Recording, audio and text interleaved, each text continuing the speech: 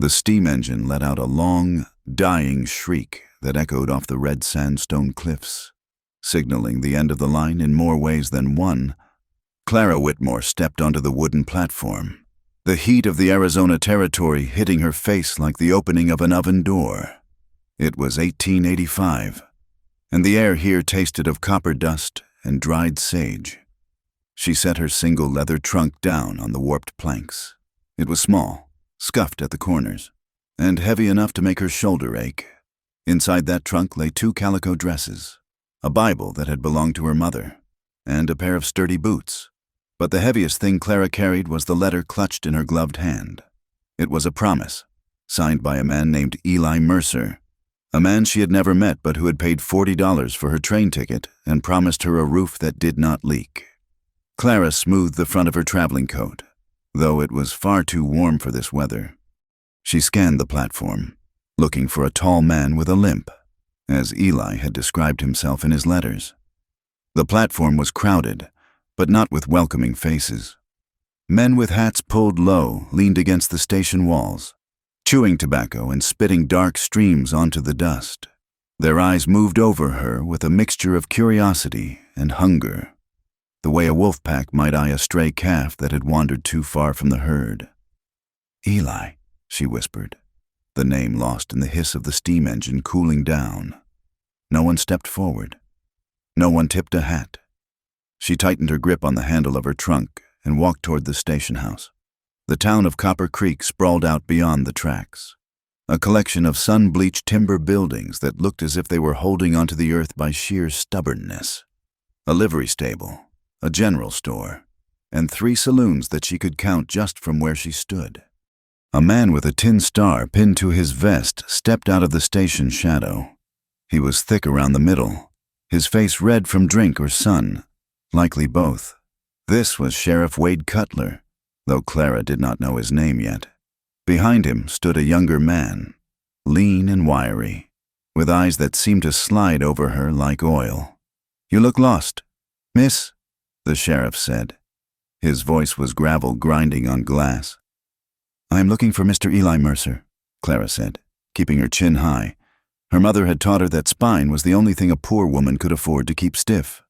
"He was supposed to meet me." The younger deputy, Deputy Rusk, smirked. He took a step closer, invading the polite distance a gentleman would keep. He looked at her trunk, his gaze lingering on the brass lock, before flicking up to her face. "Mercer, is it?" Rusk said. "Eli has not been into town in 3 days. Lives out by the dried wash, a long ride for a man with a bad leg." "He knew the train schedule," Clara said, fighting the tremor in her stomach. "He sent for me." "Ah," the sheriff said, exchanging a knowing look with his deputy. "One of those, a mail-order bride." The term hung in the hot air, stripping away her dignity. In the East, it was a desperate arrangement. Out here, it seemed it was a joke. "I am his betrothed," Clara corrected him. "Well, betrothed or bought, the rules are the rules," the sheriff said, hooking his thumbs into his gun belt. "New arrivals claiming residence need to register, especially with all the trouble brewing. We have had reports of Apache raiding parties coming off the reservation, and with Harlan Crow buying up everything west of the creek, we have to know who is coming and going." "I will register once I find my fiancé," Clara said.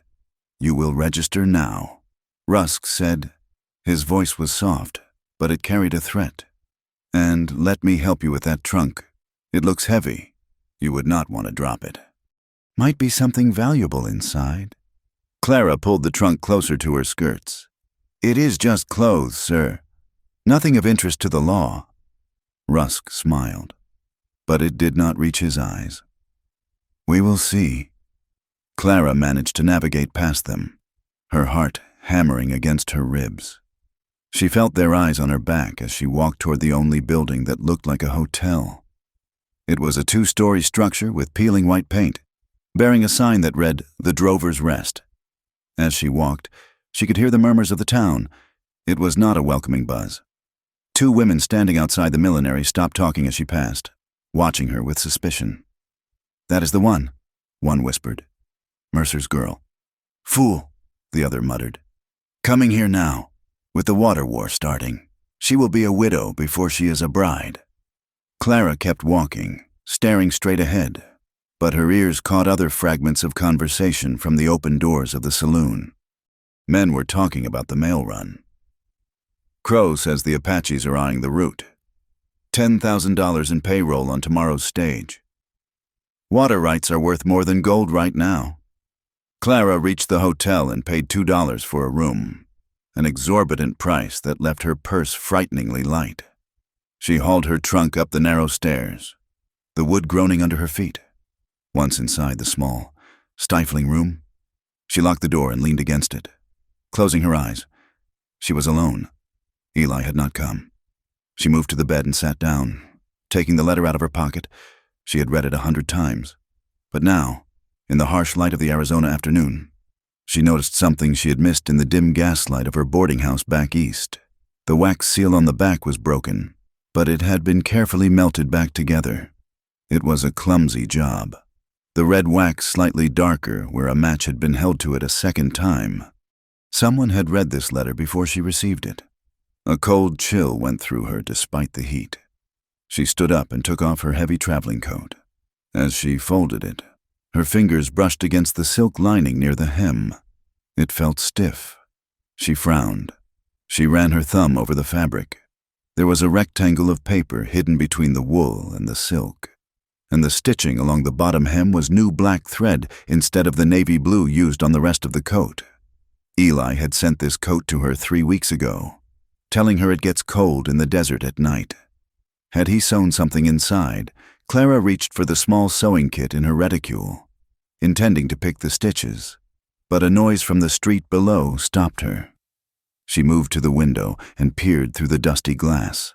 Down on the street, amidst the horses and the wagons, a man stood still as a statue. He was different from the cowboys and the miners. He wore buckskin leggings and a calico shirt, his black hair held back by a strip of red cloth. He stood near the general store, holding a sack of salt in one hand. This was Taza. He did not look like the savages the newspapers in the East described. He looked like the land itself, hard, unyielding, and silent. He was an Apache scout, a man who walked the razor's edge between the white man's army and his own people. From his vantage point, Taza watched the hotel window. He could not see the woman's face clearly, but he had seen her arrival. He had seen the way Deputy Rusk looked at her trunk like a starving dog looks at a bone. Taza had come to town only for supplies, salt, coffee, and ammunition. He avoided the town whenever possible. The air here stank of greed and unwashed bodies, but the wind carried stories, and Taza knew how to listen. He knew Harlan Crow was squeezing the territory dry. He knew the water in the high canyon was the only reliable source left after 6 months of drought. And he knew that Eli Mercer, a man who drank too much and talked too much, had suddenly acquired the deed to a homestead that sat right on top of that water. And now, a woman had arrived for Mercer. Taza watched as Deputy Rusk walked out of the hotel lobby and stood on the boardwalk, lighting a cigar. Rusk looked up at the window where Clara stood, blowing a plume of smoke toward the glass. Taza shifted his weight. He felt a familiar tension in his gut, the same feeling he got before a storm broke over the mesa. The woman was not just a bride. She was a piece on a game board she did not even know she was playing. He turned away, his moccasins making no sound on the dirt. He needed to leave. This was not his fight. He had spent 5 years scouting for the cavalry, trying to keep the peace, trying to prove that his people could coexist. It had earned him nothing but distrust from both sides. Yet, he did not mount his horse immediately. Inside the room, Clara stepped back from the window. She felt exposed. She decided not to open the lining of the coat yet. If Rusk or the sheriff came knocking, she did not want whatever was inside to be loose. Night fell quickly in the desert. The sun dropped behind the mountains, and the sky turned a bruised purple. The wind picked up, howling through the gaps in the window frame. Clara could not sleep. The bed was lumpy, and the noise from the saloon across the street was raucous. But under the laughter and the piano music, She heard other things. She heard the heavy thud of hooves passing beneath her window. Not one horse, but many, moving slowly, quietly. She crept to the window again. Below, in the shadows of the alley, she saw 3 men speaking to Deputy Rusk. They were not wearing badges. They wore dusters, long coats that hid their weapons. One of them was adjusting the saddle on a fresh horse. "Tomorrow," one of the men said. His voice carried on the wind. "Noon stage." "Make it look like the Apaches," Rusk replied. "Crow wants the army to clear that canyon out for good." "And the girl?" the man asked. "She has the package, or she knows where it is. Mercer talked before he went under," Rusk said. "We will grab her when she rides out to find him. It will be cleaner that way. Another victim of the savages." Clara gasped, her hand flying to her mouth. She backed away from the window, her heart pounding so hard she thought it would bruise her ribs. They were going to kill her. They were going to frame the Apache, and they were going to kill her to get whatever Eli had hidden. She looked at the coat lying on the chair, the hidden paper, the package. Panic rose in her throat, tasting of bile. She needed to leave, but where she knew no one. The sheriff was corrupt. The town was hostile. Outside, Taza was finishing his business at the stable. He tightened the cinch on his paint horse. He should ride out now. The moon was rising, and he could be back at his camp by dawn. But as he let his horse out, his eyes caught something on the wooden post of the corral, illuminated by the flickering light of a lantern. It was a small mark, drawn in white chalk, a circle with a line through it, and 3 jagged marks below it. To a white man. It might look like a child's doodle, but Taza knew the signs of the road. It was a thief's mark. It meant, "Wait here, big haul coming." But below it, someone had scratched a second symbol, a symbol that belonged to a specific group of mercenaries Harlan Crow employed. It was a warning to the locals to stay off the road tomorrow. Taza looked from the mark to the hotel window on the 2nd floor. The light was still on. The woman was awake. He narrowed his eyes. He had seen the fear in her posture at the station. She was soft hands and soft eyes, made for parlors and gardens, not for the harsh reality of the territory. She was walking into a massacre. "Let it be," the voice in his head said. "She is one of them." But Taza remembered the way she had stood up to Rusk. She had been afraid, yes, but she had not cowered. He swung onto his horse, the leather creaking. He would not intervene tonight. To intervene in town was suicide, but he would not ride back to camp yet. He turned his horse toward the ridge that overlooked the road to Mercer's homestead. If she was foolish enough to leave tomorrow, she would need more than a Bible to save her. Up in her room, Clara sat on the edge of the bed, the coat clutched in her arms. She did not sleep. She listened to the wind, and for the first time in her life, she realized that silence was not peaceful. Silence was just the world holding its breath before the scream. She waited for the sun. She had to find Eli. If he was alive, he was the only one who could explain. And if he was dead, well, Clara Whitmore had not traveled 2,000 miles to die without a fight. She looked at the coat one last time. Tomorrow, she would wear it. Whatever was inside was her leverage, or her death warrant. Down on the street, the chalk mark on the post seemed to glow in the moonlight, a silent promise of violence waiting for the dawn. The morning sun rose over Copper Creek like a lit match, promising a day of unrelenting heat. Clara stood by the buckboard wagon, her knuckles white as she gripped the side of the wooden seat. Deputy Rusk stood nearby, his thumb hooked into his belt, watching the stable boy load the mail sacks.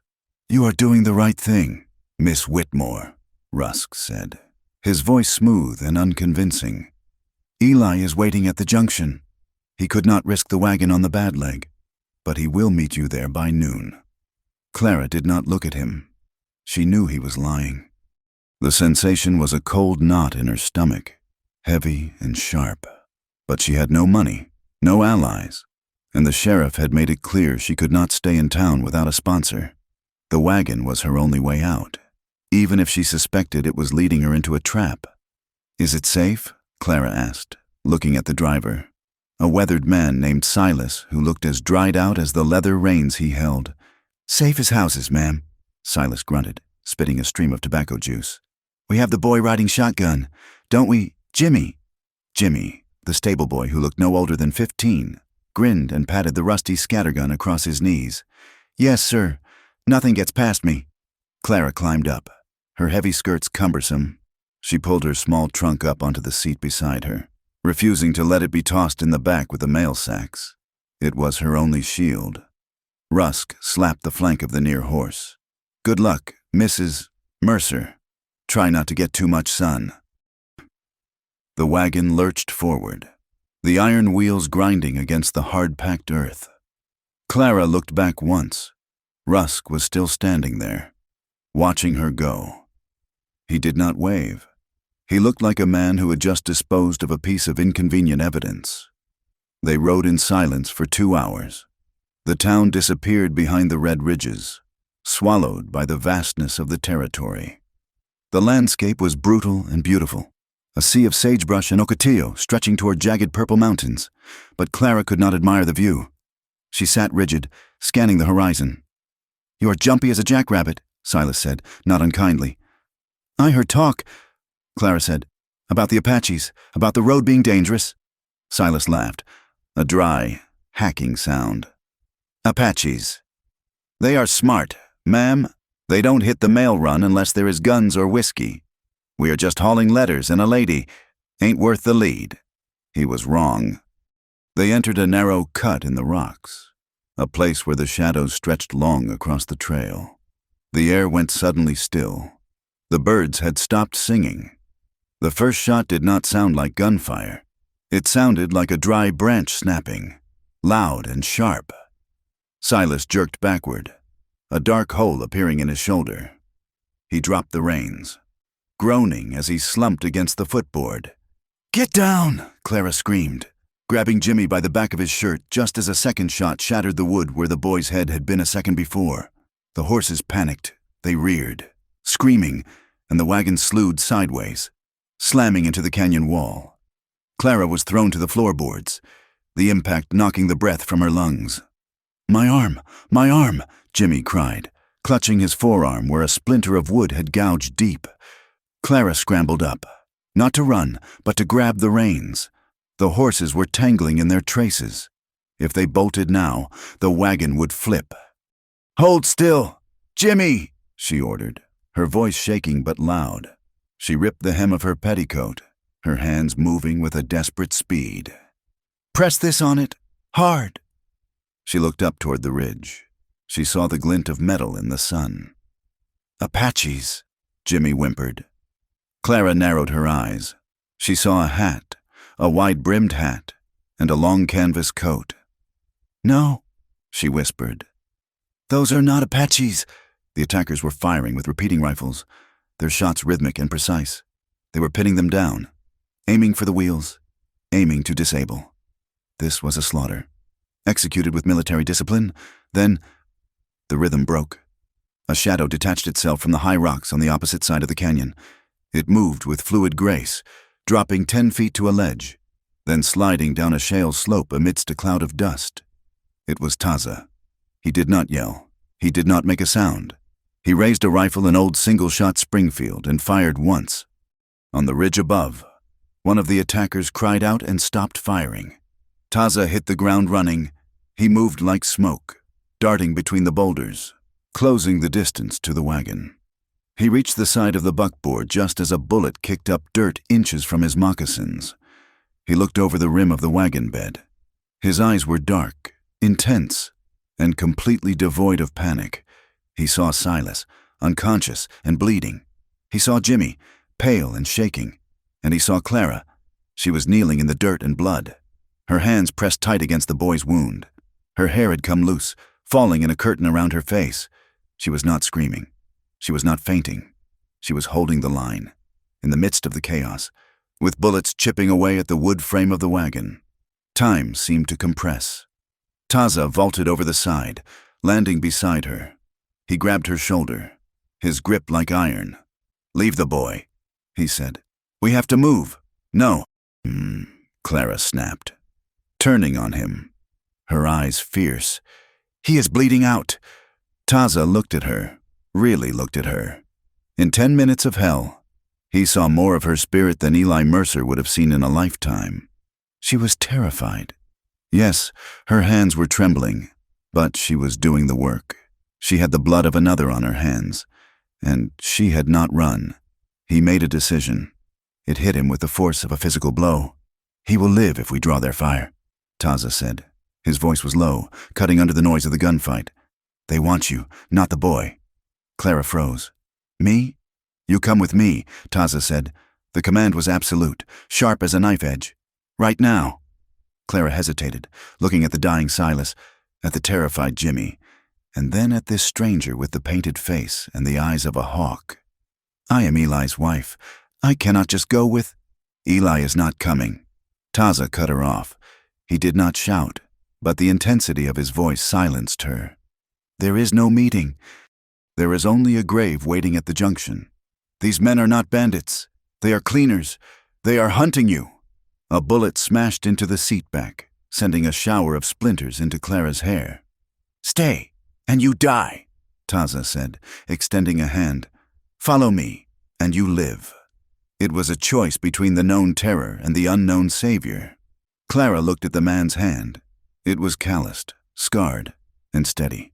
She grabbed her small trunk with one hand and took Taza's hand with the other. "Go," she breathed. Taza pulled her up. He shouted something in Apache to the boy, a command to stay down, and then he dragged Clara over the far side of the wagon. "Run," he ordered. "Toward the gap in the rocks. Do not look back." They ran. The heat was a physical weight, pressing down on Clara's chest. Her boots slipped on the loose shale. Her breath came in ragged gasps. The trunk banged against her leg, bruising her. But she refused to let go. Behind them, the firing intensified.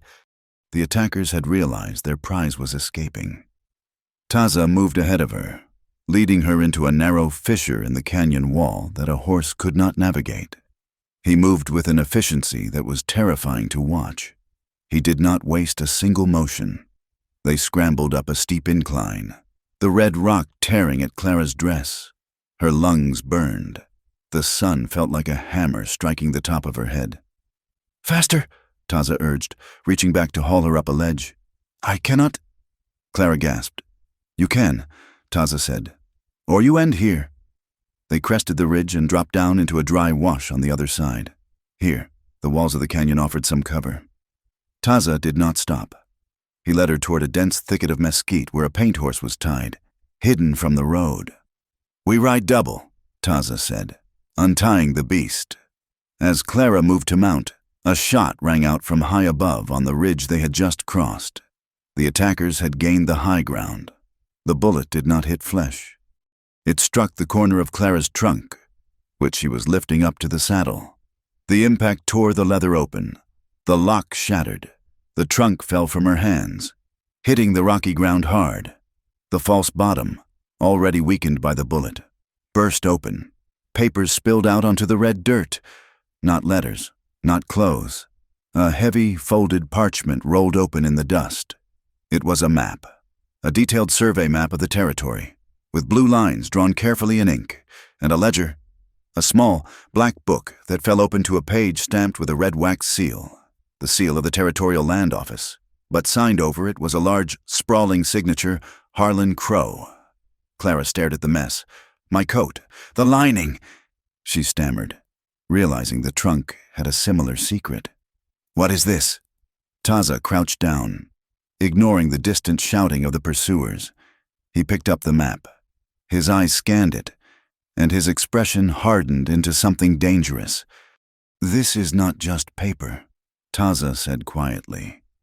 He traced the blue line that marked the deep aquifer running under the dry wash, the very source of the spring his people and the settlers fought over. "This is water. This is the deed to the entire valley." He looked at the ledger.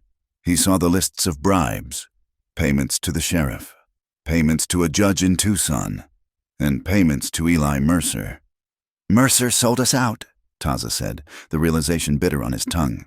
He sold the water rights to Crow, but he kept the proof. Insurance. He looked up at Clara.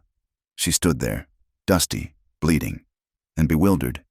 She had thought she was carrying a Bible and a wedding dress. Instead, she was carrying the death warrant for a tribe and the corruption of a town. You did not know, Taza stated. It was not a question. No, Clara whispered. I swear, I just wanted a home. Grab them, Taza commanded. Put them in your dress. Leave the trunk. Clara scooped up the papers, her hands shaking violently. She shoved them into the bodice of her dress, against her skin. Up, Taza said, swinging onto the horse and pulling her up behind him. She wrapped her arms around his waist.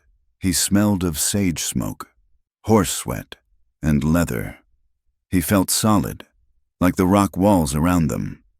Taza kicked the horse into a gallop, guiding it down the twisting, dried-out riverbed. They rode hard, putting miles of broken country between them and the road. The sun began to dip, painting the sky in violent shades of orange and blood red. The heat did not break, it just changed texture, becoming a suffocating blanket. They did not stop until the moon was high and white. Taza guided the horse up a narrow goat trail to a shallow cave hidden halfway up a mesa. It was defensible. It faced east, so they would see anyone coming. He helped Clara down. She stumbled, her legs numb from the ride. She sank onto the stone floor of the cave, leaning back against the cool rock. Taza began to unsaddle the horse, his movements rhythmic and calm. Clara watched him. The adrenaline was fading, leaving behind a cold, hollow ache. She looked at her hands. The blood on them had dried to a rust color. It was Jimmy's blood. Is he dead? She asked, her voice cracking. The boy. Taza did not turn around. Maybe not. The men Crow hires are professionals. They do not kill without reason. The boy was not the target. You were... Clara shuddered. She pulled the map and the ledger from her dress and set them on the stone between them. Because of these. Taza turned then. He built a small fire, barely a flicker, just enough to warm some coffee in a tin cup. He sat across from her, the firelight dancing in his dark eyes. You were brought here to be a courier, Clara, Taza said, using her name for the first time. Mercer knew he was a marked man. He needed a way to move the leverage out of town. Who suspects the mail-order bride? He never wanted me, Clara said. The realization hurt more than the ride. He never wanted a wife. He wanted a mule, Taza said brutally. And now he has thrown you to the wolves. Clara looked out at the vast, empty darkness of the desert. The wind howled through the canyon, a lonely, mournful sound. Yesterday, she had been a woman with a ticket and a dream of a small house with a porch. Tonight, she was a fugitive. She was alone in the wilderness with an Apache warrior who had saved her life but owed her nothing. What happens now? She asked. Taza handed her the tin cup. Their fingers brushed. His skin was warm. Now, Taza said, looking at the papers. You are at war. You can burn those papers and maybe Crow lets you run away. Or you keep them, and they will hunt you until the ocean. Clara took the cup. She drank the bitter coffee. It scalded her throat, waking her up. She thought of the sheriff's smirk. She thought of Rusk's lying eyes. She thought of the way they had looked at her like she was nothing more than cattle to be moved or slaughtered. She set the cup down. She placed her hand over the map. I am not running, Clara said. Taza looked at her. A faint smile touched the corner of his mouth. It was the first time she had seen anything other than stoicism on his face. Good, he said. Get some sleep. Tomorrow. The desert will try to kill you too. Clara lay down on the hard stone, pulling her coat, the coat that had been a lie, over her shoulders. She watched Taza move to the mouth of the cave, where he sat with his rifle across his knees, watching the dark. She was not safe. She was not home.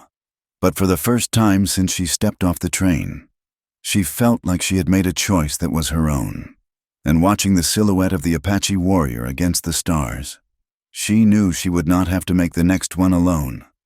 The sun was not merely a celestial body in the Arizona territory.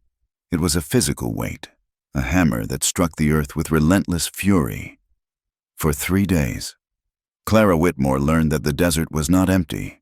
It was full of thorns that tore at her hem, rocks that bruised her soles through the leather of her boots, and a silence so profound it felt like a scream held in the throat.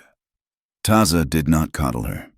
He moved with a fluid, ground-eating stride that forced Clara to push her body beyond what she thought was its breaking point. They had left the cave before dawn, moving deeper into the broken country where the red rocks twisted into shapes like cathedral spires and skeletal fingers. "Step where I step," Taza said, his voice low. He pointed to a patch of hard shale. "Leave no print.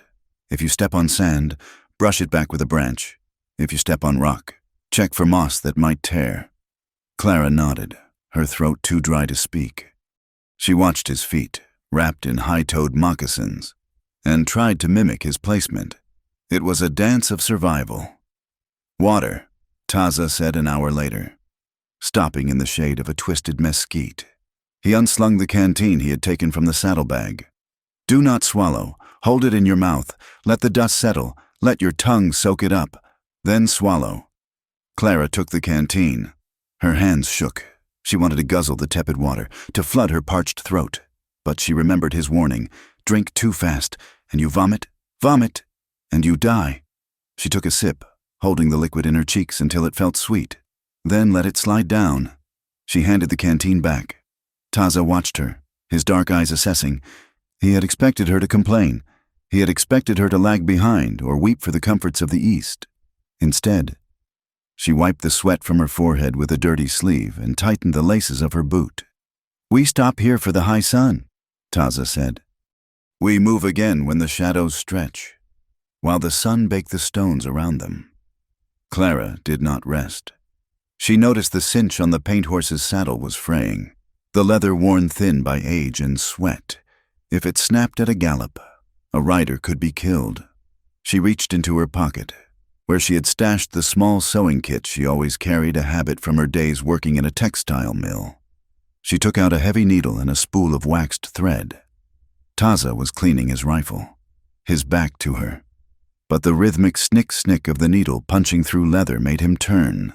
He watched as she doubled the thread, stitching the layers of the cinch back together with a cross-stitch that was neat and incredibly strong. "Where did you learn to work leather?" Taza asked. "I did not," Clara said, not looking up. "But I fixed the belts on the looms in Massachusetts.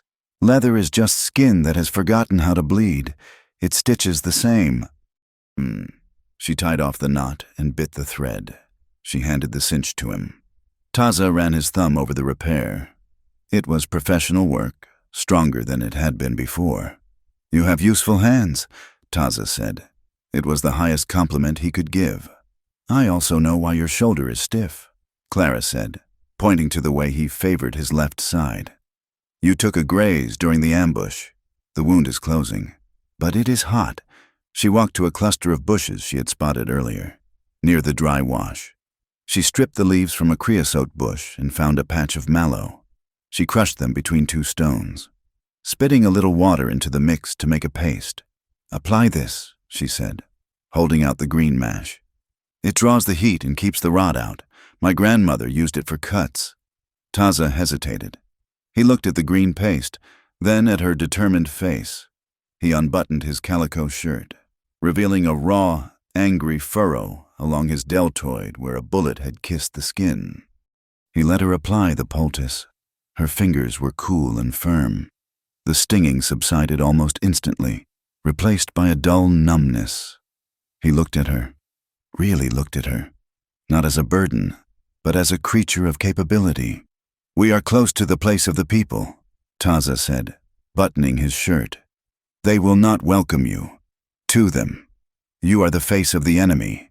"I am used to not being welcomed," Clara replied, picking up her coat. They reached the encampment just as the sun began to bleed into the western horizon. It was not a large village, but a temporary scouting camp, hidden in a box canyon, accessible only by a narrow defile. There were 5 wickiups made of brush and canvas, blending perfectly into the landscape. Dogs barked as they rode in. Children stopped their play, staring with wide, fearful eyes at the white woman riding behind the warrior. Men reached for their rifles, their faces hardening into masks of hostility. Taza dismounted and helped Clara down. She felt the weight of a dozen stares pressing against her skin. An older woman stepped out of the central wickiup. Her hair was gray, parted down the middle, and her face was a map of deep lines etched by wind and sorrow. This was Ayanna. She wore 3 strands of turquoise beads, and her gaze was sharp enough to cut glass. "You bring a storm with you, wolf," Ayanna said to Taza, speaking in English but with a heavy accent. She looked at Clara with undisguised disdain. "Why is this one here? The soldiers will follow her scent. She is under my protection," Taza said, his voice firm. "She carries the truth of the water war." A young man, lean and scarred, stepped forward. His name was Chaitin. He spat on the ground near Clara's boots. The truth is that her kind lie. She is a spy for the Blue Coats, or for Crow." "She is not," Taza said, stepping between Chaitin and Clara. "She was hunted by Crow's men. They tried to kill her on the mail road." "Then let them finish it," Chaitin shouted. "Why bring her here to die with us? We are barely surviving the drought. We have no food for white mouths." The murmurs of the camp grew louder.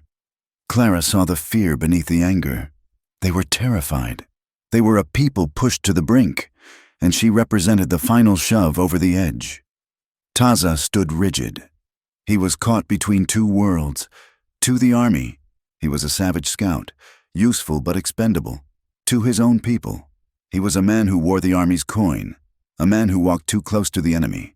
Bringing Clara here was a violation of their safety. Clara saw his conflict. She saw the way his shoulders tightened. She realized that if she stayed silent, she would destroy his standing with his own family. She stepped out from behind Taza. "I do not ask for your food," Clara said. Her voice shook, but she forced it to be loud enough to carry. "And I do not ask for your pity." The camp went silent. Ayanna looked at her with narrow eyes. "I have hands," Clara said, holding them up. They were scratched and dirty, but steady. "I can cook, I can mend, I can wash, I can carry water. I will earn my place by the fire, or I will sleep in the cold." She reached into her pocket and pulled out the map and the ledger, the papers she had saved. "And I carry the names of the men who are stealing your water," Clara continued. "Not just my enemies, your enemies. If I die, this proof dies, and Crow takes the river forever." Ayanna stared at her for a long moment. Then she looked at the sewing kit hanging from Clara's belt. She looked at the repair on Taza's saddle. "The white women usually scream," Ayanna said dryly. "Or they faint." "I have done both," Clara admitted. "But today I'm done with that." Ayanna grunted. It was not a smile, but it was an opening. "There is a deer hide that needs scraping. It is bloody work. Do you have the stomach for it?" "Show me," Clara said. "Clara." For the next 2 days, Clara worked harder than she had ever worked in the mill. Her hands, already rough, became raw. She scraped hides until her shoulders burned. She gathered wood. She hauled water from the trickle of a spring deep in the cave system. She did not complain. She did not ask for special treatment. Taza watched her from a distance. He saw the way the other women slowly began to tolerate her presence. They did not speak to her as a friend, but they stopped looking at her as a monster. But the peace was fragile. On the 3rd morning, Taza rode out before dawn to check the perimeter. He returned at noon, his horse covered in foam, his face grim as a thunderhead. He found Clara near the fire, grinding corn with a heavy stone. He signaled for her and Ayanna to follow him away from the others. "Rusk has made his move," Taza said. His voice was cold, devoid of emotion, which Clara now knew meant he was furious. "What happened?" Clara asked. "I found a wagon on the old trade road," Taza said. "A mail wagon, overturned. Another ambush." "A stage," Taza corrected. "The driver was dead, shot in the back, but he had been mutilated, scalped." Clara gasped. Ayanna's face darkened. "It was not us," Ayanna hissed. "We have not raided the mail road in 2 winters." "I know," Taza said. The cuts were wrong. Crude, done with a heavy knife, not obsidian or razor steel, and they left arrows. Arrows with fletching from the Chiricahua band, my band. They are framing you? Clara whispered. To give the army a reason to wipe this camp out. Rusk is not just framing us, Taza said, looking directly at Clara. He left a witness, a traveler, a man he paid to run back to town and say he saw Apache warriors led by a scout. He described me. The weight of the accusation hung in the air. Taza was not just a suspect. He was now the villain in a story Rusk was writing in blood. If the army believes this, Taza said, they will bring the cannons. They will not ask for permits. They will clear the canyon to protect the mail. And Crow gets the water, Clara finished. That night, the mood in the camp was heavy with dread. The men sharpened their knives. The women packed dried meat, preparing to run again. Clara could not sleep. She sat by the dying embers of the fire, staring into the red glow. Taza sat opposite her, running a whetstone along the blade of his knife. Shh. The sound was rhythmic, hypnotic. You should leave, Taza said suddenly. He did not look up. Go north. There are settlements where they do not know you. You can start over. And what about you? Clara asked. You will stay and fight a war you did not start. It is my life, Taza said. I walk between the lines. Eventually, the lines close. Clara looked at him. The firelight softened the harsh angles of his face. She saw the exhaustion there, the bone-deep weariness of a man who had never had a place to simply be. I had a dream, Clara said softly. Before I came here, I dreamt of a house with a porch. Not a big house, just mine. A place where I did not have to answer to a foreman, or a landlord, or a husband I did not choose. A place where I did not have to ask permission to exist. Taza stopped sharpening the knife. He looked at her across the fire. The Apache have no word for that kind of loneliness, he said. We belong to the land and to each other. To be without a people is to be a ghost. I have been a ghost my whole life, Clara said, until I met you on that road. The admission hung between them, fragile and dangerous. It was not a declaration of love, but of recognition. Two ghosts, finding substance in each other. We cannot run, Clara said, her voice finding strength. If I run, Crow wins, Rusk wins. They steal the water, they kill your people, and they write the history books to say we were the villains. I am tired of men like that writing my story.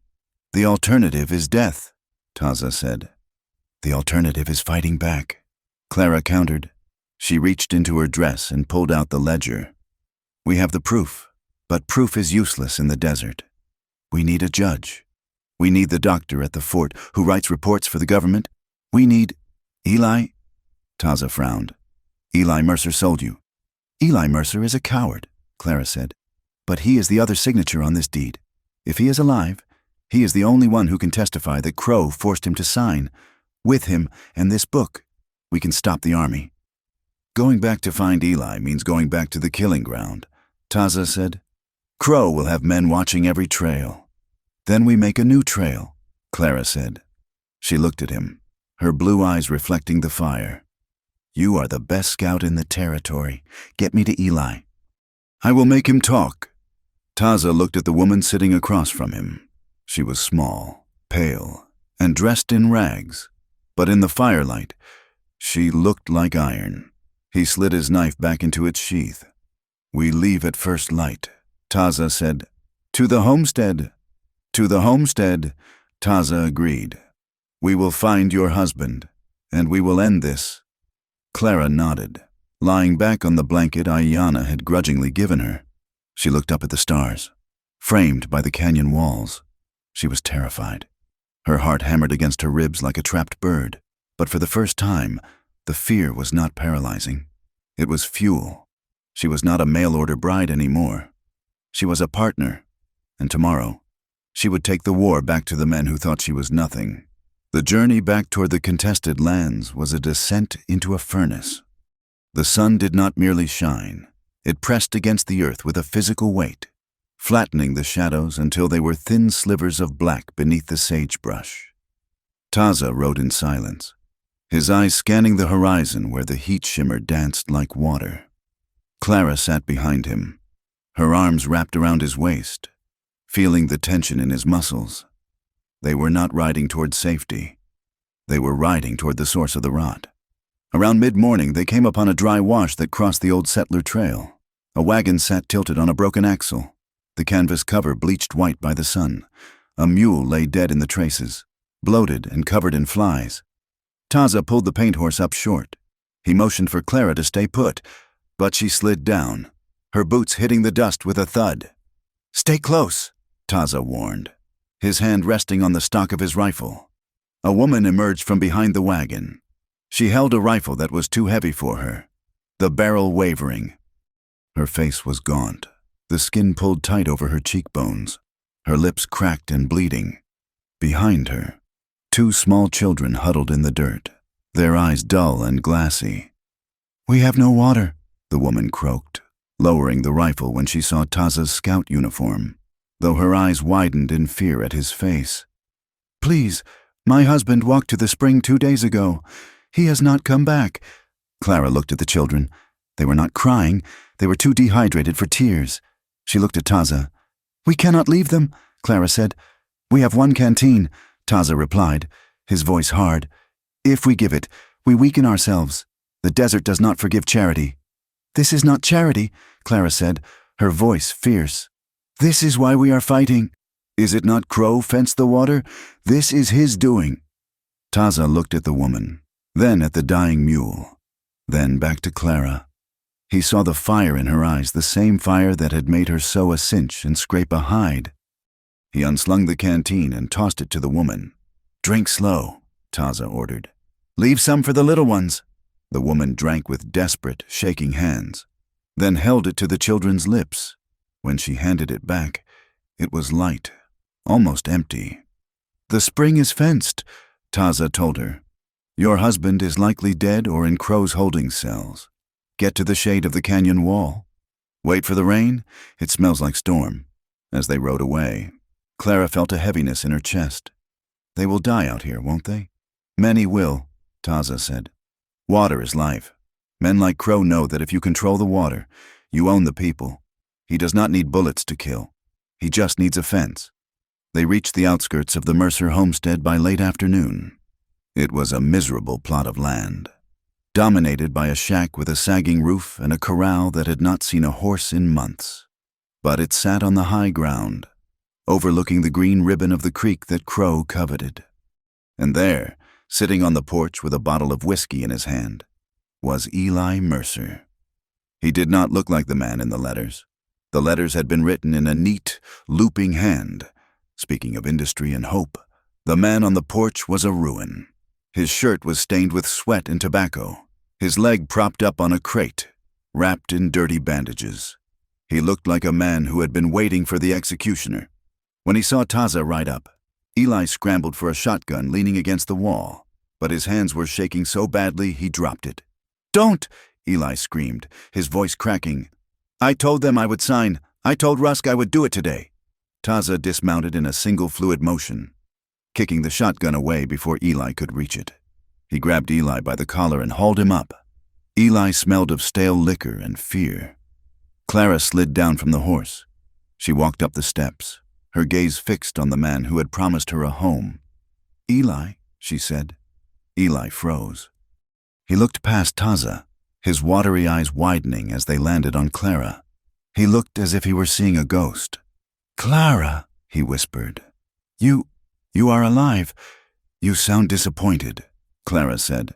Her voice was cold, colder than she thought herself capable of. No, Eli stammered, looking from her to the Apache warrior holding him. "They said the stage was hit. They said everyone was dead. You thought the problem was solved," Taza said, tightening his grip. "You thought the deed would revert to you, and you could hand it to Crow without a witness." "I had no choice," Eli cried, his body sagging. "Crow has my notes. He bought my debt from the bank, $2,000. I cannot pay that. He said if I signed the water rights over, he would clear the ledger." Clara stepped closer. "Then why send for me? Eli, if you are going to sell the land, why bring a bride 3,000 miles to a war zone? Eli looked down, unable to meet her eyes.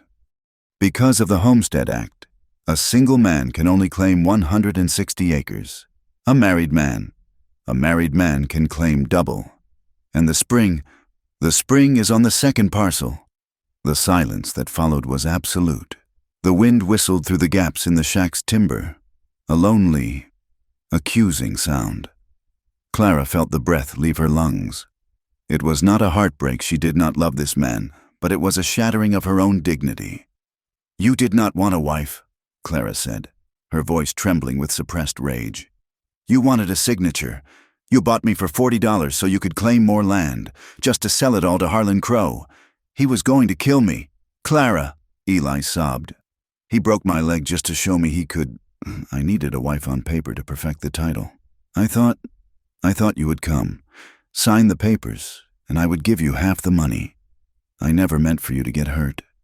"You bought me to sell me," Clara said. "I was just livestock to you. Another head of cattle to round up the acreage." She looked at him, really looked at him, and saw a coward.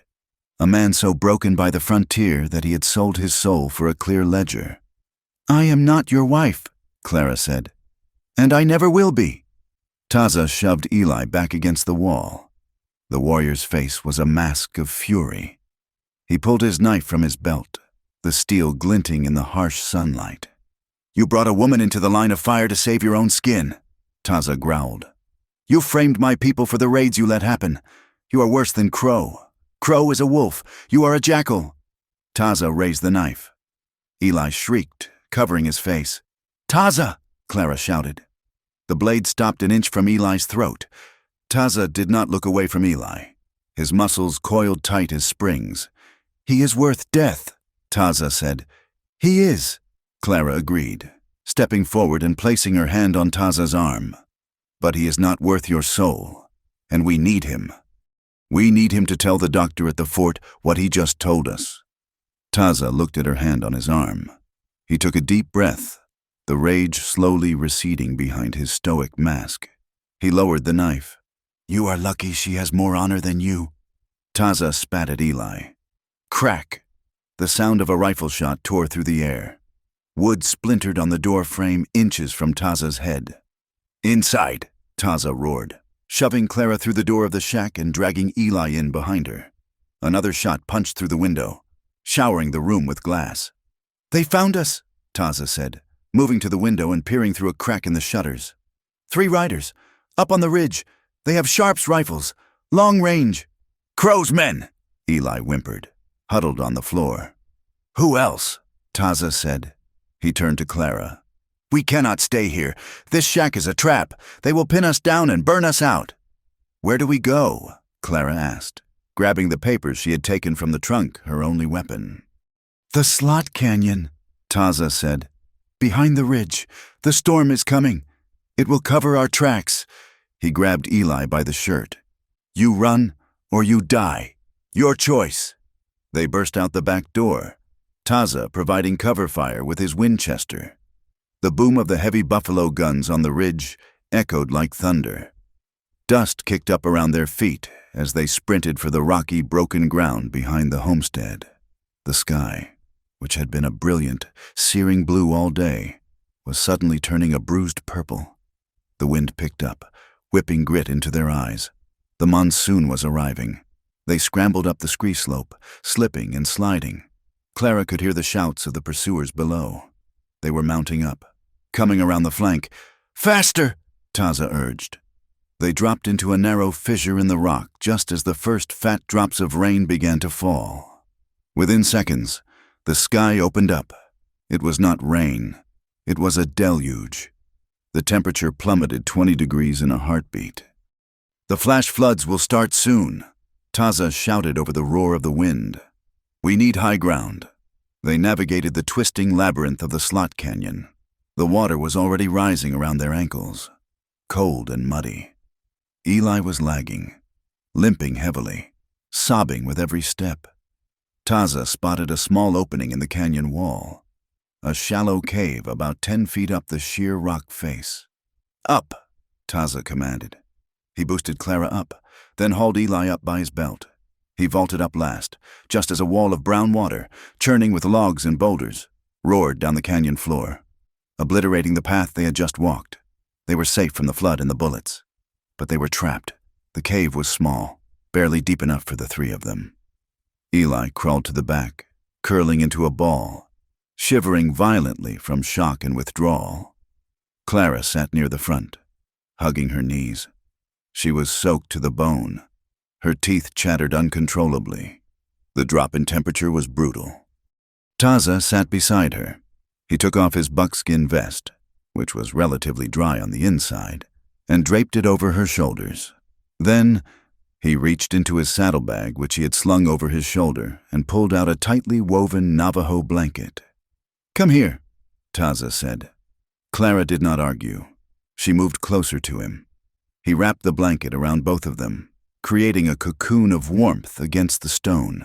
The storm raged outside, a curtain of gray water isolating them from the world. In the small cave, the air grew still and intimate. Clara could feel the heat of Taza's body pressing against hers. It was a solid, steady warmth. She could smell the rain on his skin, mixed with the scent of sage and gunpowder. She looked up at him. His face was just inches from hers. Water dripped from his black hair, tracing a line down his high cheekbone. "You should have left him," Clara whispered, nodding toward the shivering lump that was Eli. "He is the key," Taza said softly. "And you asked me to—" Clara looked at his mouth, then up to his eyes. They were dark, endless pools that seemed to see right through her defenses. "I have nothing left. Taza," she said, her voice barely audible over the rain. "No home, no fiancé, no name. I am just a woman with a stolen map." "You are Clara," Taza said. He said her name as if it were a title of nobility. "You are the woman who sewed my cinch. You are the woman who walked through the desert without weeping. You are not empty." He moved his hand. His fingers, rough and calloused, brushed against the inside of her wrist, right over her pulse. Her heart hammered against his touch. "I have spent my life fighting for land," Taza murmured, his gaze dropping to her lips. "Fighting for a place to stand, but standing here, with you, the ground feels solid." Clara leaned in. It was an instinct, a magnetic pull she could not resist. "I do not want to be saved anymore. Taza, I want to be chosen." "I chose you," Taza whispered. 10 minutes after I saw you. I chose you." He lowered his head. His lips brushed hers, tentative at first. A question asked in the dark. Clara closed the distance. She kissed him, her hands coming up to grip his wet shirt. It was not the polite, chaste kiss of a courtship. It was the desperate, hungry kiss of two people who had found the only warm thing in a cold world. It tasted of rain and adrenaline. Taza groaned low in his throat, his arm tightening around her waist, pulling her flush against him. For a long moment, the war outside did not exist. There was only the heat of their bodies, the friction of skin, and the overwhelming realization that they belonged to this moment, and to each other, as Taza pulled back, his forehead resting against hers, their breath mingling in the cold air. The boundaries between them had dissolved. "No more running," Clara whispered against his skin. "No," Taza agreed. The storm broke just before dawn. The rain stopped as quickly as it had begun, leaving the air scrubbed clean and sharp. Eli was asleep in the corner, twitching in his dreams. Clara stood up, folding the blanket. She felt different. The uncertainty that had plagued her since she stepped off the train was gone. She looked at Taza, who was checking the load in his Winchester. "We have a plan," Clara asked. "We take Eli to the fort," Taza said. "We go straight to the major and Dr. Bennett. We bypass the sheriff. Eli will not testify if he thinks Crow can still reach him," Clara said. "We have to offer him something." "We offer him his life," Taza said. "No," Clara said, her mind working sharply. "We offer him the one thing a coward wants more than life. We offer him a way to be the victim. We tell him if he testifies, we will say he was coerced from the start. We let him keep his dignity. and he will give us the truth. Taza looked at her with a hint of a smile. You think like a strategist. I am learning from the best, she replied. They woke Eli. He was weak, feverish, but pliable. They began the descent from the cave, moving toward the valley floor where the spring lay. As they reached the ridge overlooking the water, the place where the fences had been erected, Taza stopped dead. He raised his hand, signaling silence. He pulled a brass spyglass from his belt and extended it. He looked down at the spring, and his body went rigid. A low, dangerous growl rumbled in his chest. What is it? Clara asked, creeping up beside him. Taza handed her the glass without a word. Clara put it to her eye. Down in the valley, around the precious pool of water. Crow's men had set up a perimeter. They were building a permanent structure, a bunkhouse. But that was not what had stopped Taza. In the center of the camp, tied to a newly erected post, was a figure. It was Ayanna. She was slumped forward, her gray hair loose, and around her neck was a rope, the other end thrown over the crossbeam of the gate. A man Clara recognized, Deputy Rusk, stood near the gate, holding a piece of paper. He nailed it to the post. What does it say? Clara whispered, her hands shaking as she lowered the glass. Taza took the glass back. He did not need it to read the intent. It says, Taza replied, his voice sounding like grinding stones, that if the Apache mail robbers do not surrender by noon tomorrow, the hanging begins. He looked at Clara. The tenderness of the cave was gone, replaced by the cold, lethal focus of the warrior. He has my grandmother, Taza said. He wants to trade, my life for hers. He does not want to trade, Clara said, grabbing his arm as he made to move. He wants a massacre. If you go down there, you die, and she dies too. I cannot leave her. We won't, Clara said. She reached into her dress and pulled out the map and the ledger. He wants a show, we will give him one. But we do not play by his rules. We play by ours. She looked at Eli, then back at Taza. We are going to walk right into that camp, Clara said, but not as prisoners. We are going in as the law. There is no law here, Taza said. Then we make it, Clara replied. Get the horses. The noon sun hung directly overhead, bleaching the color out of the valley until the world was reduced to shades of blinding white and dusty brown. The heat was a physical weight, pressing down on the gathering at the spring, silencing the birds and making the air shimmer above the ground. Harlan Crow had chosen his stage well. He had erected a platform of rough-hewn timber near the new barbed wire fence that cut the spring off from the open range. Behind him, the water bubbled up from the earth, cool and indifferent to the men who killed for it. A crowd had gathered miners from the hills, shopkeepers from town, and a detachment of cavalry soldiers from the fort, looking uncomfortable in their wool uniforms. They stood in a semicircle, sweating and murmuring, their eyes fixed on the spectacle Crow had arranged. To the left of the platform, tied to a fence post, was Ayanna. She stood straight, despite the heat and the ropes cutting into her wrists. She did not look at the crowd. She looked at the horizon, her face a mask of stone. Crow stepped to the edge of the platform. He was a large man, dressed in a suit that cost more than most men in the crowd earned in 5 years. He wiped his forehead with a silk handkerchief. Neighbors, Crow boomed, his voice practicing the cadence of a preacher. We are gathered here to see justice done. For months, we have suffered under the threat of the savage. Our mail has been stolen, our sons killed, and now they try to steal the very water that keeps this valley alive. The crowd rumbled in agreement.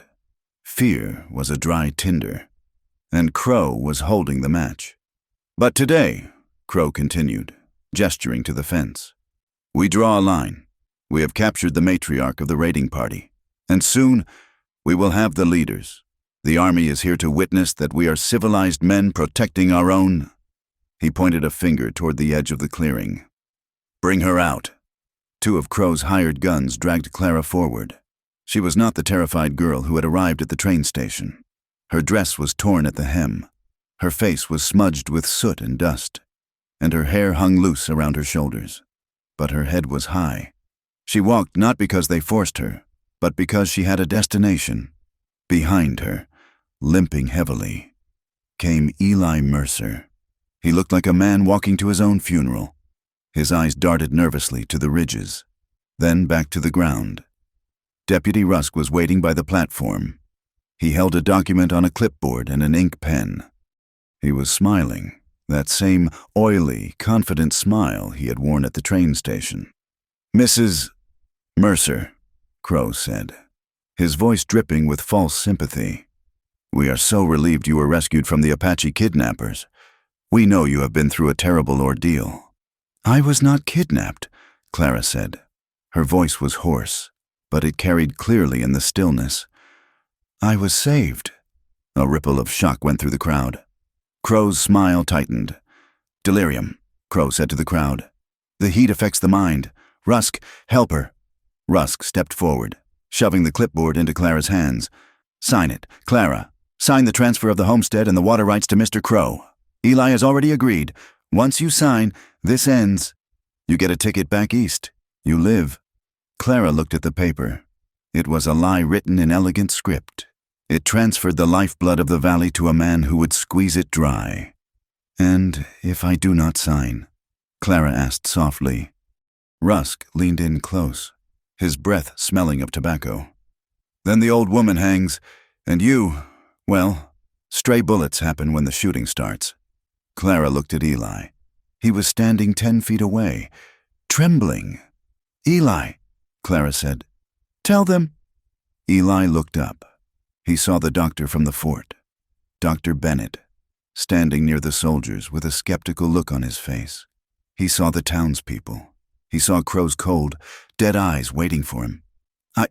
Eli stammered. "I just want to pay my debts." Crow clapped a heavy hand on Eli's shoulder. "See a man of honor. Now, sign the paper. My dear." Clara looked at the pen. She looked at the fence. She looked at Ayanna, who gave her a barely perceptible nod. Up on the ridge, hidden amidst the boulders 500 yards away, Taza lay prone. The barrel of his Winchester rested on a flat rock. Through the sights, he could see the bead of sweat rolling down Rusk's temple. Beside him lay Chayton, the young warrior who had once despised Clara. Now, Chayton held a mirror, waiting for the angle of the sun. "Not yet," Taza whispered. "Wait for her signal. They will kill her," Chayton hissed. "No," Taza said, his finger taking up the slack on the trigger. "She is the key. They need her hand before they take her life." Down in the valley, Clara took the pen. She held it over the paper. The crowd held its breath. "You want a signature?" Clara asked. "I want what is legal," Crow said. Clara turned to face the crowd. She raised the clipboard high. "My name is Clara Whitmore," she shouted, her voice breaking with the force of her anger. "I am not this man's wife, and I am not this man's property." She grabbed the document with both hands and tore it down the middle. The sound of ripping paper was as loud as a gunshot in the silence. She tore it again, and again, throwing the confetti of lies into the dust. "I do not consent," Clara screamed. Crow's face turned a violent shade of purple. "Grab her." Rusk dropped his hand to his holster. At that exact second, Chayton tilted the mirror. A beam of concentrated sunlight flashed from the ridge, blinding the driver of the supply wagon parked near the corral. Simultaneously, Taza fired. He did not aim for Rusk. He aimed for the lock on the corral gate behind the platform, the corral where Crow's men had penned 30 spooked horses. The bullet shattered the iron lock. Chayton fired a second shot, hitting the ground right at the hooves of the lead stallion. Panic erupted. The horses, maddened by the heat and the noise, kicked the gate open and stampeded. They poured into the clearing like a river of brown muscle and terror, cutting straight through the line of Crow's hired guns. "Move!" Taza yelled, racking the lever of his rifle. Chaos swallowed the spring. Men screamed as they dived out of the path of the horses. Dust billowed up in a choking cloud, turning the noon brightness into a brown twilight. In the confusion, Clara did not run away. She ran toward the soldiers. "Dr. Bennett!" she screamed, diving under the platform as a horse thundered past. Rusk recovered first. He saw Clara moving. "Stop her, shooter!" Bullets began to zip through the dust. Taza and Chayton provided covering fire from the ridge, picking their targets with terrifying precision. They shot the hats-off gunmen, shot the dirt in front of the soldiers to keep them pinned, creating a corridor of chaos for Clara. Clara scrambled on her hands and knees. She reached into her bodice and pulled out the black ledger and the map. Dr. Bennett was crouching behind a water trough, trying to keep his horse calm. He saw the woman crawling toward him through the dirt. "Doctor!" Clara yelled, lunging the final 3 feet. She shoved the book into his hands. "Read it. Read the last page." Rusk emerged from the dust cloud, his revolver drawn. He saw Clara. He saw the book. His eyes went wide with panic. He raised his gun, aiming directly at Clara's chest. "Drop it!" Rusk screamed. Clara froze. She was 5 feet from the doctor, on her knees, exposed. "No witnesses," Rusk snarled, pulling the hammer back. Taza, up on the ridge, saw the shot lining up. He shifted his aim, but a cloud of dust obscured Rusk. He could not take the shot. "Clara!" Taza shouted, a sound of pure desperation that was lost in the wind. But someone else was closer. Eli Mercer had been knocked down by the stampede. He lay in the dirt, clutching his bad leg. He saw Rusk aiming at the woman he had bought and sold. He saw the look in Clara's eyes, not fear, but a fiery defiance. For his whole life, Eli had chosen the easy path. He had chosen the bottle. He had chosen the lie. He looked at Rusk. He looked at Clara. As Rusk's finger tightened on the trigger, Eli lunged. He did not have a weapon. He threw his body, his broken, useless body, into the space between the gun and the girl. Bang! The shot hit Eli square in the chest. The impact threw him backward, landing him at Clara's feet. Clara screamed. Rusk blinked, stunned that he had hit the wrong target. That second of hesitation cost him everything. The dust cleared just enough. On the ridge, Taza exhaled. He squeezed the trigger. The heavy .45 caliber bullet struck Rusk in the shoulder, spinning him around and dropping him to the ground, his gun flying into the water trough. "Cease fire!" Dr. Bennett roared, standing up and waving a white handkerchief. "Cease fire, damn you!"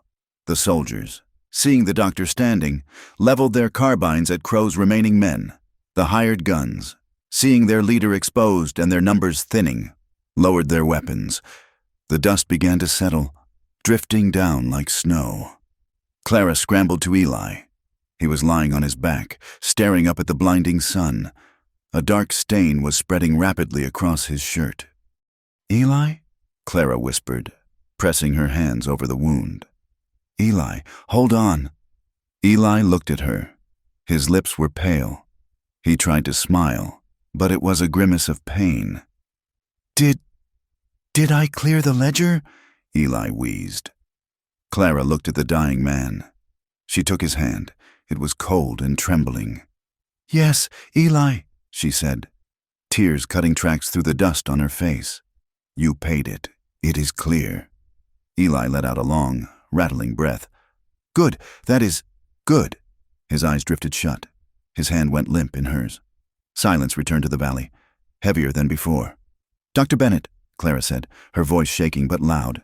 She stood up, her hands covered in Eli's blood. She pointed at Harlan Crow, who was trying to back away toward his horse. "Read the book." Dr. Bennett opened the black ledger. He adjusted his spectacles. The townspeople crept closer, listening. "It is a record of payments," the doctor announced, his voice stern. "Dates, amounts. Payment to Deputy Rusk for services rendered in mail disruption. Payment to falsify Apache tracks. And here." The doctor looked up, his eyes hard as flint. "An order signed by Harlan Crow to ambush the noon stage. He authorized the killing of his own driver to frame the tribes." The crowd turned toward Crow. The fear that he had cultivated turned instantly into hatred. "Lies!" Crow shouted, backing up until he hit the fence he had built. That woman is a witch. She forged it. And the map, the doctor asked, holding up the parchment. This is the original survey. It shows the water rights belong to the Mercer claim, not the railroad trust you represent. You have been fencing land you do not own. Crow. Sheriff Cutler, who had been watching from the sidelines, finally saw which way the wind was blowing. He saw the angry miners. He saw the army major stepping forward, hand on his saber. Harlan Crow, the sheriff said, stepping forward and unholstering his gun. I think you better step away from that horse. Crow looked at the sheriff, then at the soldiers, and finally at the ridge where the Apache scout was standing, silhouetted against the sky. He realized the game was over. He slumped, the arrogance draining out of him like water from a cracked jar. Clara did not watch Crow being handcuffed. She turned and ran toward the fence post where Ayanna was tied. She pulled a knife from her boot, a small knife Taza had given her, and slashed the ropes. Ayanna fell forward, catching herself on Clara's shoulder. The old woman looked at the blood on Clara's hands, then up at her face. You cut deep, Ayanna said quietly. It was not about the rope. I told you, Clara whispered, her voice trembling as the adrenaline crashed. I am not a victim. Taza rode down from the ridge then, the paint horse picking its way through the debris. He did not look at the soldiers who were wary of him. He did not look at Crow. He rode straight to Clara. He dismounted and stood before her. He looked at Eli's body, then at Clara. He did not touch her. There were too many eyes, but his presence wrapped around her like a shield. It is done, Taza said. Clara looked at the spring. The water was still bubbling up, clear and pure, indifferent to the blood that had just been spilled into the dirt beside it. Not yet, Clara said. She walked over to the fence. The barbed wire was tight, singing in the wind. She hooked her hands around the cedar post that held the gate Crow had built to keep the world out. Help me, she said to the men standing nearby. For a moment, no one moved. Then, a miner stepped forward, then a shopkeeper, then Dr. Bennett. Together, they heaved. The post groaned, then snapped. The wire went slack. Clara pulled the wire back, opening the path to the water. She turned to Ayanna. The water is free. Taza watched her. His heart felt a strange swelling sensation, something he had not felt in years. Hope. But as the soldiers led Crow and the wounded Rusk away, and the townspeople began to carry Eli's body toward the wagon, Taza saw the cost in Clara's eyes. She had won. She had saved the land. But the girl who had wanted a porch and a quiet life was gone. In her place stood a woman forged in fire, standing in the blood of the man who had brought her here. We go, Taza said softly to her. The soldiers will have questions, but not today. Clara nodded. She wiped her hands on her skirt, leaving a dark smear. She climbed up behind Taza on the paint horse, not caring who watched, as they rode away from the spring, leaving the town to deal with its own rot. Clara rested her head against Taza's back. She did not cry. She just listened to the beat of his heart, the only steady rhythm in a world that had turned upside down. The silence that followed the gunfire was heavier than the noise itself. The valley, which moments before had been a cauldron of screaming horses, shouting men, and the sharp crack of rifles, now lay under a suffocating blanket of quiet. The dust settled slowly, coating the dead and the living alike in a fine, red powder. Clara stood near the water trough, her hands still stained with Eli Mercer's blood. She watched as the soldiers loaded the bodies of Harlan Crow's hired guns onto the back of a buckboard wagon. It was a grim task, performed with the mechanical efficiency of men who had seen too much death in the territory. There was no cheering. There was no sense of triumph. Victory in the West did not taste like champagne. It tasted of copper and ash. Dr. Bennett approached Clara, wiping his spectacles with a handkerchief that was no longer white. You should sit down, Miss Whitmore, the doctor said gently. Shock has a way of waiting until the adrenaline fades before it takes your legs out from under you. I am fine, Clara said, though her voice sounded distant to her own ears. She looked at the body of Eli Mercer, now covered by a rough canvas sheet. What will happen to him? "We will bury him on the hill," the doctors said, "next to the original claim stake. It seems fitting. He paid for this land twice, once with money and once with blood." Clara nodded. She felt a strange hollowness in her chest. She did not mourn Eli as a husband. He had never been that, but she mourned the waste of a life that had been consumed by fear. Taza was standing by the broken fence, speaking in low tones to the army major. The soldiers looked at the Apache scout with a mixture of wariness and grudging respect. Taza did not look like a hero. He looked like a weapon that had been used and was now being inspected. Clara walked over to him. The soldiers parted to let her through. They looked at her differently now. When she had arrived, she had been a curiosity, a mail-order bride to be pitied. Now, covered in dust and blood, holding her chin high, she was something else, a survivor. "Taza," she said. He turned. His face was unreadable, but his eyes softened when they met hers. "The major is taking Crow and Rusk to the fort," Taza said. "They will stand trial in Tucson. The ledger ensures they cannot buy their way out this time." "And you?" Clara asked. "Will they arrest you?" "For what?" Taza asked, a bitter edge to his voice. "For stopping a massacre, for shooting a man who was about to murder a white woman, no. Today, I am a loyal scout. Tomorrow, I might be a savage again. But today, I walk free." He looked past her to where Ayanna sat on a rock, rubbing her wrists where the ropes had cut her skin. "We have work to do," Taza said. "The fighting is the easy part. Living with the mess is the hard part." For the next 3 days, Clara did not leave the valley. She did not return to the hotel in town. She slept in the back of the wagon, under the stars, refusing to leave until the work was finished. The town of Copper Creek was in turmoil, with Crow in chains and the truth of the water war revealed. The power structure had collapsed. The shopkeepers and miners who had turned a blind eye to Crow's tactics now scrambled to distance themselves from him. They came to the spring, ostensibly to help, but Clara saw the guilt in their eyes. She did not turn them away, but she did not absolve them either. "We need lumber," Clara told the owner of the general store, a man who had refused to sell her supplies just a week ago, "to repair the trough and build a proper cover for the spring. And we need grain for the horses." "Put it on my tab," the man said, shifting his feet nervously. "Least I can do." "No tab," Clara said sharply. "We pay cash, or we trade. We do not take charity, and we do not owe favors." She was establishing the rules of the new order. Taza watched her from the ridge where he was helping Chayton and the other Apache men dismantle the barbed wire fence. He saw how she stood her ground. She was not trying to be a man. She was simply refusing to be a victim.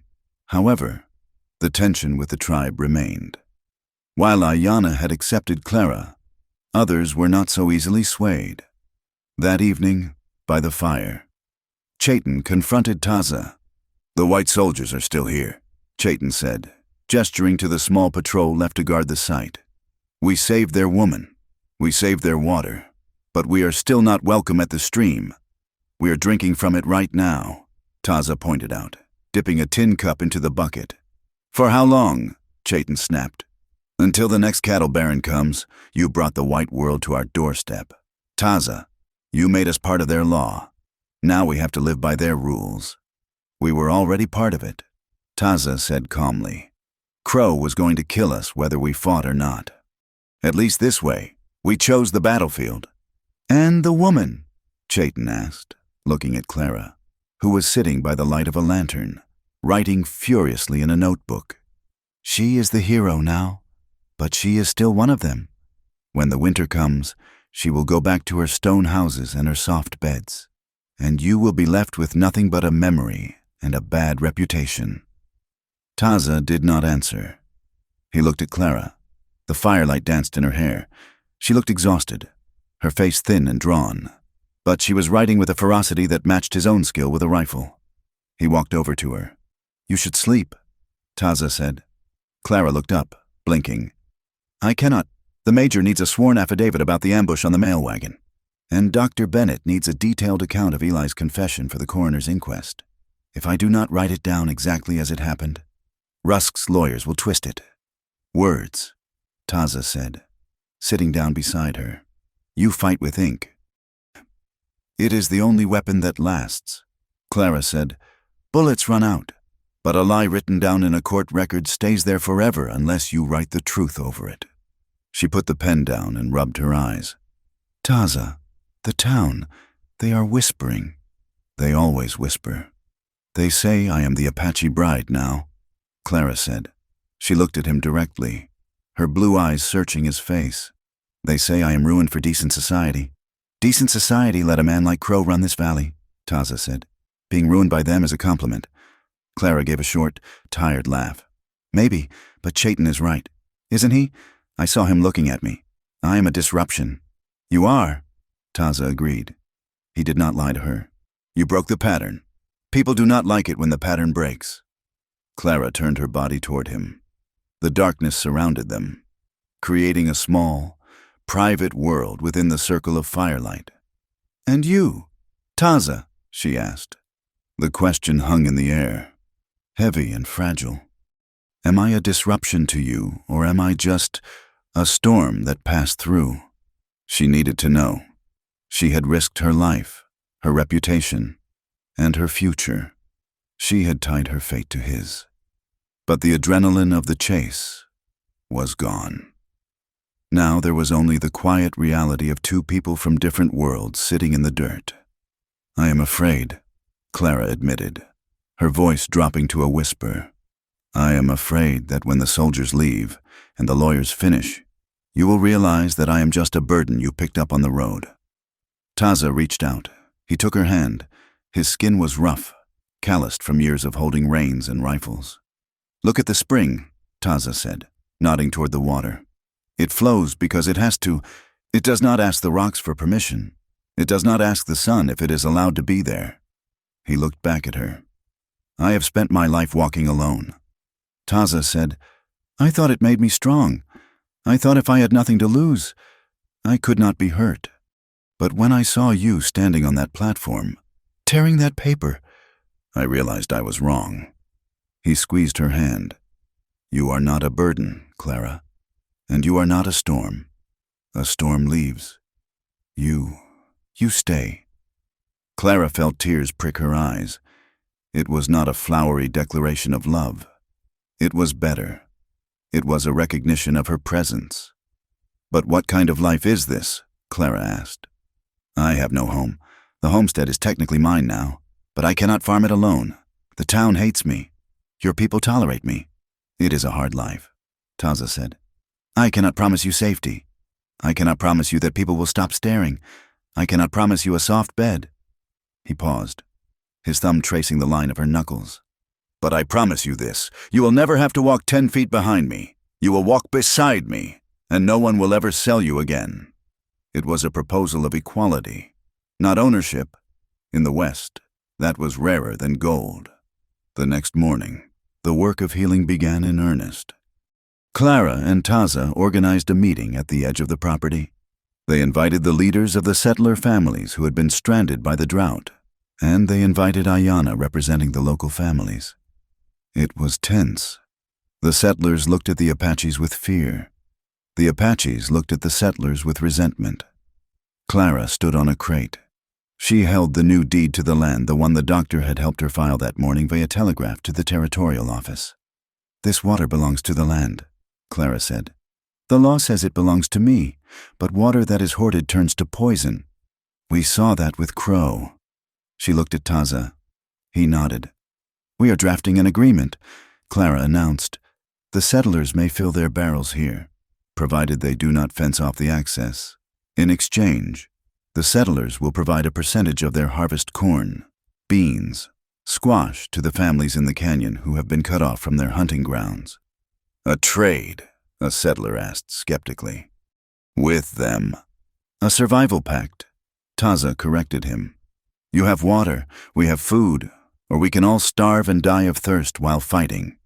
It is your choice. It was a pragmatic solution. It lacked the lofty idealism of politicians, but it had the gritty reality of the frontier. Slowly, hands were shaken. It was not friendship, but it was peace. That afternoon, they buried Eli. It was a small service. The Reverend Hargrove from town, shamed by his previous silence, came to read a few verses. Clara stood by the grave, a simple mound of red earth marked by a wooden cross. She placed a desert flower on the dirt. "Goodbye, Eli," she whispered. "You found your courage in the end." Taza stood back, allowing her the moment. He respected the dead, even the ones he had despised. Death cleansed the slate. As the sun began to set, painting the sky in violent streaks of purple and orange, Taza signaled to Clara. He led her away from the grave, away from the spring, to a quiet spot near the creek bed where the cottonwood trees offered a canopy of shade. He reached into his pocket and pulled out something small. "Give me your hand," Taza said. Clara held out her left hand. Taza slipped something over her wrist. It was cool and smooth. Clara lifted her arm to inspect it. It was a bracelet, but it was not made of silver or gold. It was made from the brass casing of a large caliber bullet, likely a .50 caliber buffalo gun round. The metal had been hammered flat, polished with sand until it shone like gold, and bent into a perfect circle. Etched into the brass were crude but delicate symbols: a mountain, a stream, and a hawk. "It is beautiful," Clara breathed. "Where did you get this?" "I made it," Taza said, "from the shell casing that killed Rusk." Clara looked up, startled. "Violence is part of this land," Taza said quietly. "We cannot pretend it is not, but we can change its shape. We can take the thing that brings death and bend it until it is a circle. A circle has no beginning and no end. It is a promise." He touched the brass on her wrist. "This is not a chain," Taza said. "It is a reminder. You survived the bullet. Now you wear the strength." Clara ran her finger over the etching. It was a heavy symbol. It acknowledged the blood that had brought them together, but it transformed it into something protective. "I will never take it off," Clara said. "Good," Taza said. A rare, genuine smile touched his lips. "Because I do not have another one." Clara laughed. It was a rusty sound, unused for too long, but it felt good. "So," Clara said, looking back toward the town that was slowly lighting its lamps in the distance. "What do we do now? I cannot stay in that hotel. The stairs are too loud. And the camp is too crowded," Taza added. He pointed toward the north, where the creek wound its way into the higher foothills, a place where the desert met the pine forest. "There is a cabin," Taza said. "An old line shack. It needs a roof. It needs a door. It is far enough from town that they will not bother us, but close enough that you can still fight your war with the ink and paper." "A cabin," Clara repeated. She thought of her dream, the dream of a home where she did not have to ask permission. "It is not much," Taza warned. "Does it have a porch?" Clara asked. Taza paused, thinking. "It has the ground in front of it. We can build a porch." Clara smiled. She took his hand, her fingers interlacing with his. The brass bracelet glinted in the twilight. "Then let's go," she said. They walked back to the horses. They did not ride into the sunset like a fairy tale. They rode slowly, checking the ground for snakes, watching the horizon for weather. It was a practical departure. They left the town of Copper Creek behind them. They left the judgment, the whispers, and the rigid laws of decent society. As they rode toward the foothills, the silence of the desert was no longer threatening. It was a canvas, waiting for them to write their own story upon it. Clara looked at Taza's back, straight and strong in the saddle. She touched the cool metal on her wrist. She was Clara Whitmore. She was a mail-order bride who had rejected the order but found the man. And for the first time in her life, she was riding toward a destination she had chosen for herself. Time in the Arizona territory did not move by the ticking of a clock on a mantle. It moved by the color of the grass, the height of the river, and the depth of the snow on the high peaks. 3 winters passed, then 3 springs. The valley, once a scar of conflict, had begun to heal. The scars were still there, the charred remains of the old shack where Eli Mercer had lived, the bullet holes in the water trough, but the earth had a way of growing over its wounds. Up in the foothills, where the pine forest met the high desert sage, A cabin stood. It was not a grand estate. It was built of rough-hewn logs, chinked with mud and moss. It had a stone chimney that breathed gray smoke into the crisp morning air. And, just as Taza had promised, it had a porch. It was a wide porch, facing east to catch the sunrise.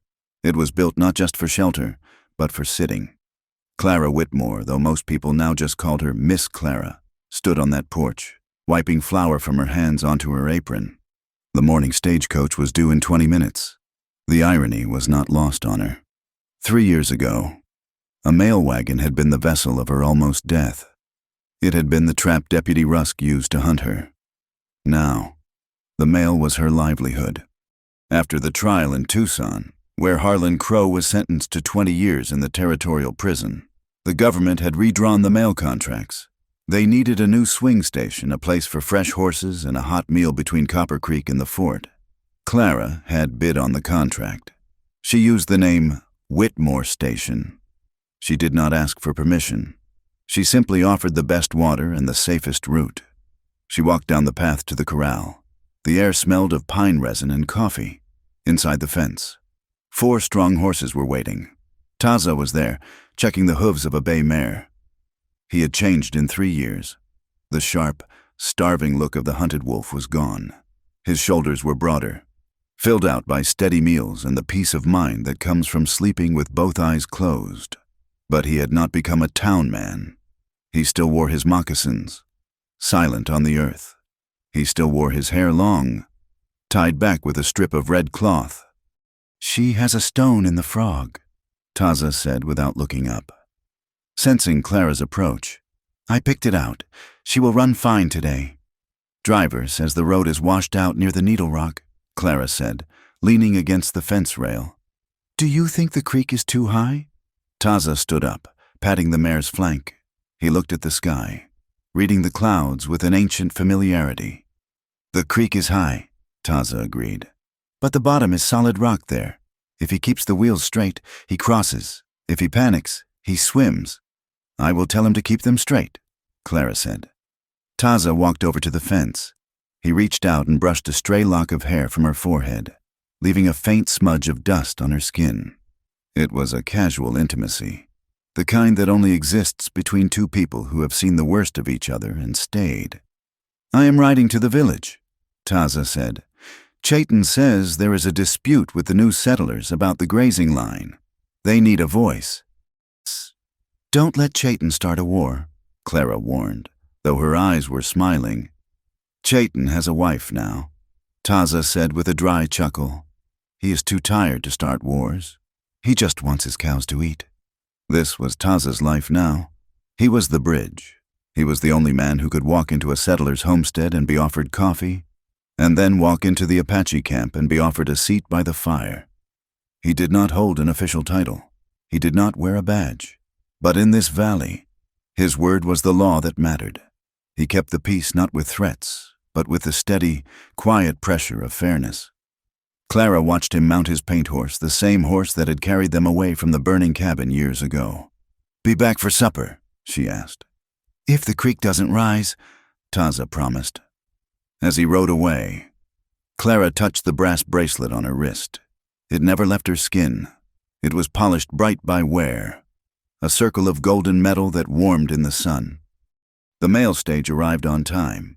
The driver, a gruff old man named Silas, the cousin of the driver who had been shot, hopped down. "Morning, Clara," Silas grunted. "Coffee hot?" "Always," Clara said. "Fresh bread, too."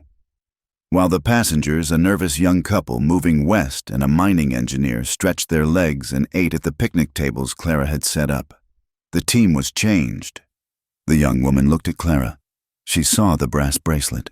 She saw the way Clara handled the horses with confident, calloused hands.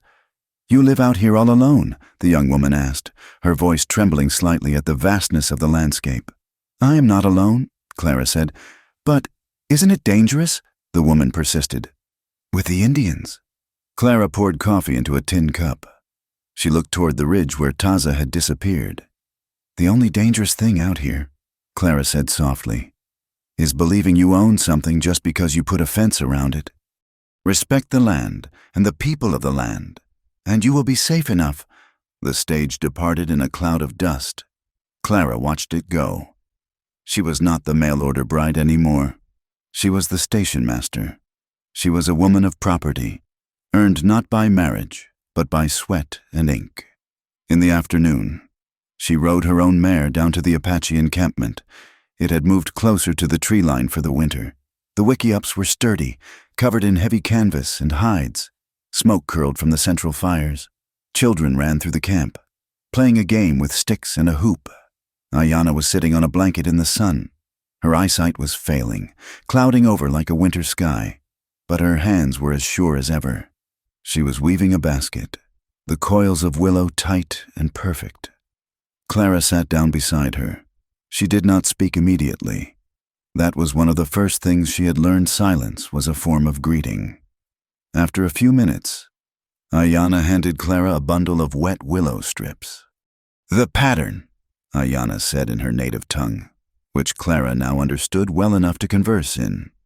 "It must be tight. If the weave is loose, the water leaks out. If the family is loose, the spirit leaks out."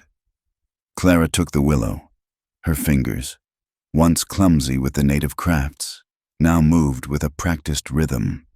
She wove the strip over and under, pulling it taut. "Taza is with the council," Ayanna said, not looking up. "He speaks well. He sounds like his father." "He speaks like himself," Clara corrected gently. Ayanna stopped weaving. She turned her clouded eyes toward Clara. "When you came," the old woman said, switching to English, "I thought you were a bird with a broken wing. I thought you would eat our grain and fly away when the wind changed." "I am still eating your grain," Clara joked, nodding at the basket of corn cakes Ayanna had set out. Ayanna reached into the folds of her skirt. She pulled out a small, folded square of fabric. It was not a basket. It was a weaving of wool. Clara unfolded it. It was a saddle blanket. The colors were deep red, black, and the bright yellow of the sun. The pattern was intricate, a series of diamond shapes that interlocked, unbreakable. "For your mare," Ayanna said. "The one you ride to the station." Clara ran her hand over the wool. She knew what this meant. In the Apache way, you did not give a saddle blanket to a guest. You gave it to someone who rode with the tribe. "It is beautiful, grandmother," Clara whispered. "It is strong," Ayanna corrected. "Beauty fades. Strength holds the saddle. You belong to this place now, Clara, not because you bought the land, but because the land has put its dust in your blood." Clara rode back to the cabin as the sun began to dip below the peaks. The sky turned a violent, bruising purple, streaked with gold. It was the time of day the photographers back east tried to paint but never got right. She found Taza on the porch. He had beaten her home. He was sitting on the wooden bench he had built, a bridle in his hands. He was oiling the leather, working the neat's foot oil into the dry spots. Clara dismounted and led her horse into the corral. She walked up the steps, the wood creaking familiarly under her boots. "The dispute," she asked. "Settled," Taza said. "The settlers will put a gate in the south fence. The cattle can cross to the water. The tribe will not cut the wire." "Compromise," Clara said, sitting down next to him. "Survival," Taza replied. He put the bridle down. He looked at her. He saw the new saddle blanket draped over her arm. He nodded, understanding the weight of the gift without needing to be told. "We have mail," Clara said. She pulled a letter from her pocket. "From Dr. Bennett? Is he well?" "He is retiring," Clara read, opening the envelope. "He is moving back to Boston. He says the territory is getting too civilized for him. He says there are lawyers in Copper Creek now." Taza laughed. It was a deep, chest-rumbling sound. "Then it is truly the end of the world." Clara folded the letter. She looked out at the valley. The corn in their garden was tall, rustling in the wind. The beans were climbing the poles. It was a modest harvest, but it was theirs. "Do you ever miss it?" Clara asked suddenly. "Miss what?" "The silence," she said. "Before me, before the station, before the town knew your name." Taza took her hand. He turned it over, tracing the lines of her palm with his thumb. I had silence. Taza said, "Silence is safe, but it is cold. A man can freeze to death in the silence." He looked at the brass bracelet on her wrist. "I remember the night in the cave." Taza said, "You were shaking. You were terrified. But you looked at me and you said you wanted to be chosen." "I remember," Clara whispered. "I did not choose you because I was lonely," Taza said, his voice low and intense. "I chose you because I saw a woman who could walk through hell and come out holding a map to the future." He leaned in and kissed her. It was not the desperate kiss of the storm, nor the defiant kiss of the trial. It was the kiss of a husband. It was steady, warm, and full of the promise of tomorrow. "I love you, Taza," Clara said against his lips. "I am with you," Taza replied. In his language, it meant the same thing, but it carried the weight of presence. "I am here. I am not going anywhere." The sound of wheels on the road below drew their attention. It was the evening buckboard, returning from the fort. It was not an armored column. It was just a wagon, driven by a single man, carrying letters, newspapers, and packages. It rattled past their gate. The driver waved his hat. Clara waved back. Taza raised his hand in a silent salute. The wagon continued down the road, past the creek where the water flowed clear and free, past the spot where the fences had been cut. "A storm is coming," Taza said, looking at the northern horizon where dark clouds were gathering. "Winter will be hard this year." Clara stood up. She picked up the lamp and lit it. The flame flared to life, a small beacon of gold against the encroaching night. "Let it come," Clara said, placing the lamp in the window. "The roof is tight, the barn is full, and we are home." Taza stood beside her. He put his arm around her waist, pulling her close. They stood together on the porch of the house they had built from the ashes of a war, watching the night roll in over the Wild West. They knew there were no guarantees in this land. The drought could return. The hatred could flare up again. But as the wind sang through the pines and the first stars appeared above the mesas, they knew one thing for sure. They had chosen their life, and they had chosen each other. And that was freedom. Thank you so much for listening to the final chapter of She Was a Mail-Order Bride, meant for his brother, and Apache chose her within 10 minutes of seeing her. I hope Clara and Taza's journey touched your heart as much as it did mine writing it. Now, I would love to hear from you. Where are you listening to this story from? Are you tuning in from a quiet porch in Texas, a busy subway in New York, or somewhere across the ocean? Please leave a comment below and share your location and your thoughts on the ending. If you enjoyed this tale of the Wild West, please subscribe to my channel, Wild West Tales, and hit that like button. And if you really want to help these stories reach more people, please press the hype button. Your support keeps the campfire burning and the stories flowing. Thank you, and happy trails until the next adventure.